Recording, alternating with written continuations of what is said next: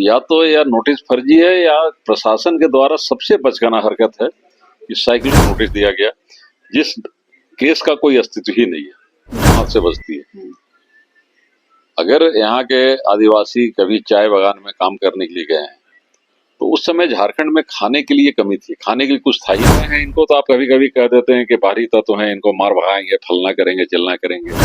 Balance करना चाहिए, तब दूसरे जगह जाके अगर ये बात बोलते हैं कि हाँ आपको हम ये सुविधा दिलवाएंगे, आपको ये सुविधा दिलवाएंगे। पहले अपने घर को आप ठीक कर लीजिए, फिर आप पूरी दुनिया को सुविधा दिलवाइए। जी, आपसे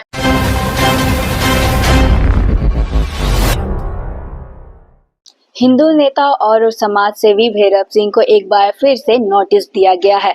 ऐसे में हमारे साथ खास बातचीत के लिए मौजूद है परवीन जी। सीधा इनसे जुड़ेंगे, साथ ही और भी कई मुद्दे पे इन पर चर्चा करेंगे। आइए सीधा इनसे जुड़ते हैं। साथ ही आपको बता दें कि असम में चुनाव हो रहा है, तो इनके साथ हम कई और मुद्दे पे भी इनसे जुड़ेंगे, बात करते हैं।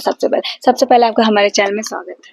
धन्यवाद जी, ये जो आप नोटिस दिया गया है भैरव जी को, तो क्या लगता है ये क्या है? ये नोटिस क्या फर्जी है, या फिर जिस प्रकार से भैरव जी बता रही है फर्जी है, क्यों फर्जी, क्या कहेंगे आप? नहीं, उनके वकील के माध्यम से जो हमको पता चला है कि उनके वकील का कहना है कि भाई इस तरह के केस कुछ है ही नहीं है। जो केस एक था 2015 का वो समाप्त हो चुका है। तो या नोटिस फर्जी है या प्रशासन के द्वारा सबसे बचकाना हरकत है कि साइकोलॉजिकल प्रेशर बनाने के लिए कि भाई इस तरह के नोटिस दे के हम एक साइकोलॉजिकल दबाव में भैरव सिंह जी को लाएं, जिससे वो सामाजिक कामों से धीरे धीरे विमुख हों। और इस तरह की हरकत प्रशासन अगर कर रहा है तो इसका मतलब है कि भैरव सिंह से खौफ खा रहा है किसी मुद्दे को लेके। हो सकता है भैरव सिंह उनके गलत कामों को समर्थन नहीं करते हों, गलत कामों का विरोध करते हैं। इस तरह की बहुत सी बातें इसमें आ सकती है। आखिर किस परिस्थिति में इस तरह का नोटिस दिया गया जिस केस का कोई अस्तित्व ही नहीं है, तो ये थोड़ा आश्चर्यजनक बात है। जी, अगर देखा जाए तो अभी ही भैरव जी बाहर आए हैं, उसके बाद फिर से इस तरह से नोटिस देना, क्या लगता है, क्या ये साजिश है या फिर क्या है? निश्चित साजिश है, या हो सकता है कि प्रशासन को लगता है कि भैरव सिंह जी को हम जेल का ही खाना खिलाएं ज्यादा, और स्वागत सत्कार करने का भी इच्छा प्रशासन का हो सकता है। लेकिन किसी भी सामाजिक आदमी के साथ ऐसे लीडर जो किसी कॉज को लेकर लड़ते हो, किसी कॉज के लेके काम करते हो, अगर उनके साथ इस तरह का षड्यंत्र होता है तो इससे ज्यादा शर्म की कोई बात नहीं। और इसके लिए समाज को इसके विरोध में खड़ा होना होगा, तभी इस तरह की हरकतें प्रशासन की रुकेगी। जी, क्या वो जो फर्जी नोटिस उनको दिया गया है, क्या उसकी कॉपी है जो आप हम मीडिया को मतलब दिखाना चाहेंगे ऑडियंस एक को? नोटिस हमको मिला है और एक कागज भी हमको मिला है कि जो केस खत्म हो गया है उसका नंबर ही अलग अलग है। जी, जो केस खत्म हो एक गया बार है, दिखा दीजिए।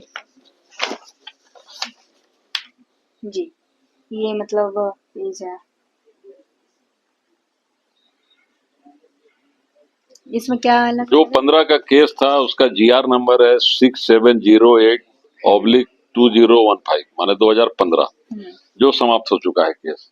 और ये जो नोटिस दे रहे हैं GR नंबर 1006/7868, अब ये GR कहाँ से लाए हैं? ये भी 2015 का केस है।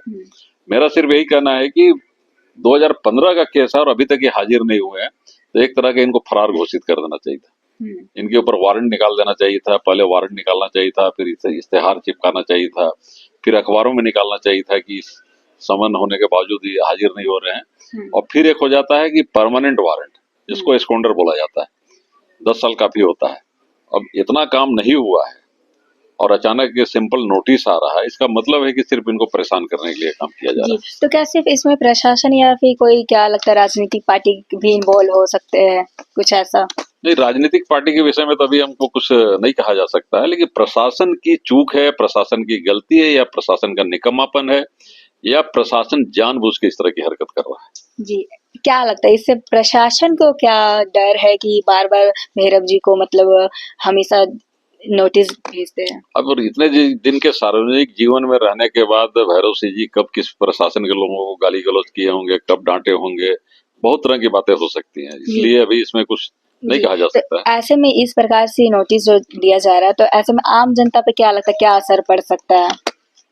नहीं, आम जनता को तो आजकल तो मीडिया के माध्यम से जागृति बहुत जल्दी आ जाती है, और आम जनता निश्चित तौर पे देखिएगा कि इसके विरोध में खड़ा हो जाएगा, और जब खड़ा होगा तो प्रशासन के लिए मुसीबत होगा। जी, ये तो बात रही। अब हम बात करते हैं असम चुनाव को लेकर। असम में चुनाव हो रहा है, ऐसे में झारखंड के जितने भी मंत्री विधायक मंत्री है वो असम जाके शिफ्ट हो गए, क्या कहेंगे आप इस पर? देखिए, आजकल राजनीतिक दलों में एक प्रचलन चला है कि अपने लोगों पे भरोसा मत करो, पराये लोगों पे भरोसा करो। और इसीलिए हर आदमी देखिएगा यहाँ पलायनवादी हो गया है।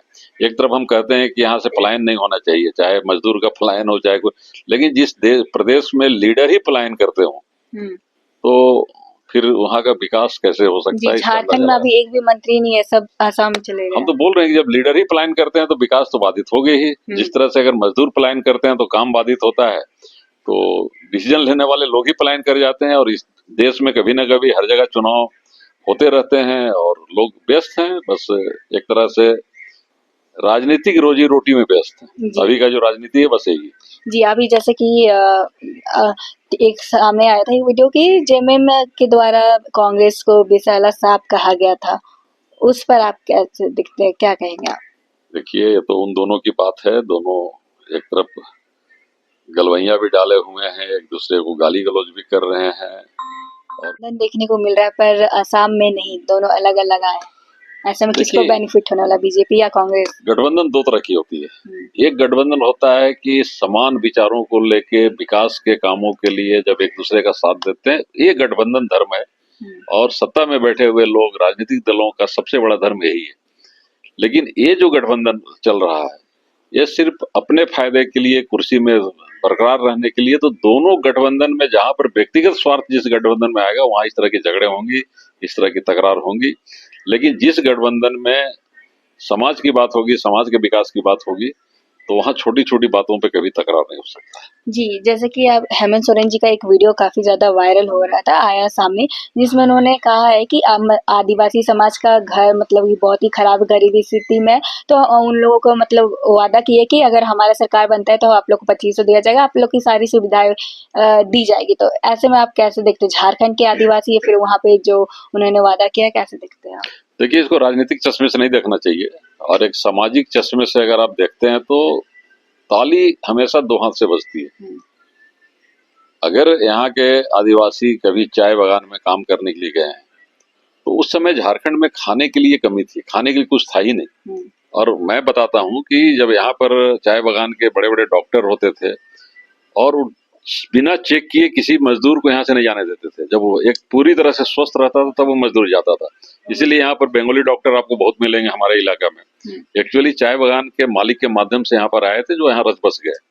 तो अगर इनको वहाँ पर असम में क्या पोजीशन है मुझे नहीं पता है, आदिवासी का दर्जा नहीं है। तो आदिवासी का दर्जा दो तरह का होता है, एक चुनाव लड़ने के लिए, जैसे झारखंड में कल्पना सोरेन को भी आदिवासी का दर्जा नहीं है।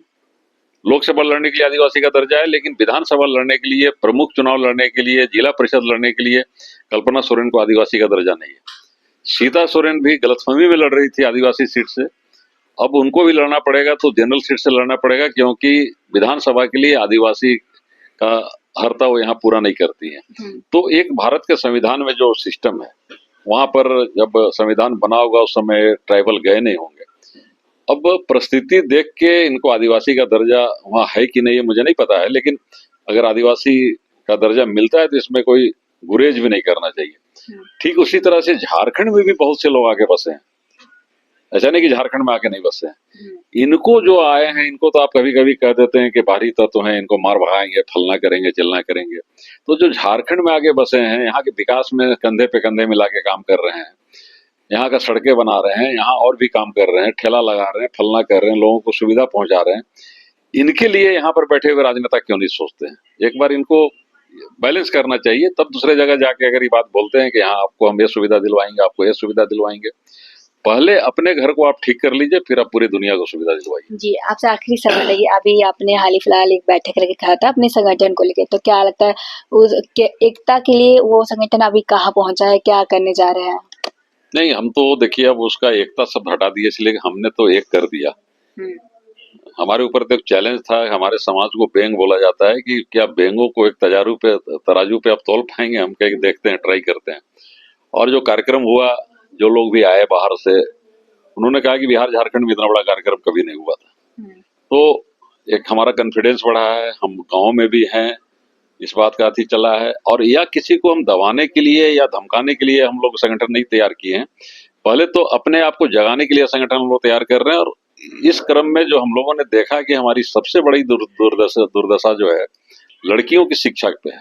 तो अभी हम अगला काम 2 काम करने वाले हैं। एक तो हमारा आभार यात्रा निकलने वाला है, क्योंकि अ, सभी लोग बहुत तन मन से आए, तन मन धन तीनों लगा के आए। कोई सुविधा किसी को नहीं दी गई थी, और इसीलिए उनका आभार व्यक्त करना मेरा फर्ज बनता है कि हम लोग के आह्वान पे यहाँ पर आए, एक साथ इकट्ठा हुए। और जो लड़कियों की पढ़ाई लिखाई इसलिए नहीं हो रही है कि कॉन्फिडेंस नहीं है कि हमारी बेटी अगर शहर में जाएगी पढ़ने के लिए तो वह सुरक्षित रहेगी कि नहीं रहेगी, यह सबसे बड़ा सवाल है। और इसीलिए अभी इसमें हम लोग काम करेंगे, और एक काम पहले कर लें, फिर आगे हम लोग धीरे धीरे बढ़ेंगे। तो बेसिक जो हमारा संगठन है, हमारे अंदर की कुरीतियां, हमारे अंदर की गड़बड़ियां, हमारे अंदर की कमजोरियां, उसको दुरुस्त करने के लिए हमने संगठन बनाया, ना कि किसी को धमकाने के लिए संगठन बनाया। बहुत बहुत धन्यवाद। ये थे हमारे साथ परवीन जी। जैसा कि इन्होंने कहा है कि जिस प्रकार से भैरव जी को फर्जी नोटिस दिया गया है, ऐसे में उनके साथ अन्याय हो रही, तो हम उनके साथ है। और साथ ही इन्होंने कई मुद्दे पे भी अपनी प्रतिक्रिया दी। फिलहाल के लिए इतना ही। ऐसे अपडेट के लिए बने रहे न्यूज रांची मिल के साथ। धन्यवाद।